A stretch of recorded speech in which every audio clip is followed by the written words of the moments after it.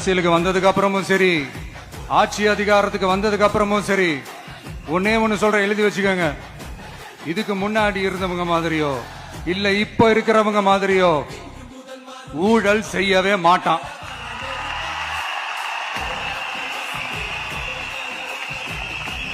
ஒரு பைசா தொட மாட்டான். எனக்கு அது அவசியமே இல்லை. புரியுதுங்களா உங்களுக்கு? எனக்கு அதை தொட வேண்டிய அவசியமே இல்லை.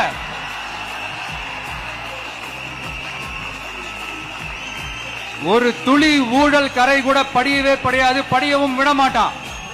நீங்க கேட்கலாம், இது என்ன சினிமாவா, இது என்ன முதல்வன் படமா, ஒரே நாள் நம்ம இவர் எல்லாத்தையும் கிளீன் பண்ணிடுவாரான்னு நீங்க கேட்கலாம்.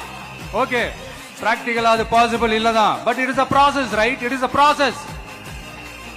இப்படி எதுக்குமே ஆசைப்படாத ஒருத்தன் அரசியலுக்கு வரான் அப்படின்னா, அவன் கண்ணு முன்னாடி ஏதாவது ஒரு தப்பு நடக்குது அப்படின்னா, அவன் கண்ணு முன்னாடி ஏதாவது இந்த மாதிரி ஒரு ஊழல் நடக்குது அப்படின்னா, அதை பார்த்துக்கிட்டு அவன் சும்மா இருப்பான்னு நினைக்கிறீங்க?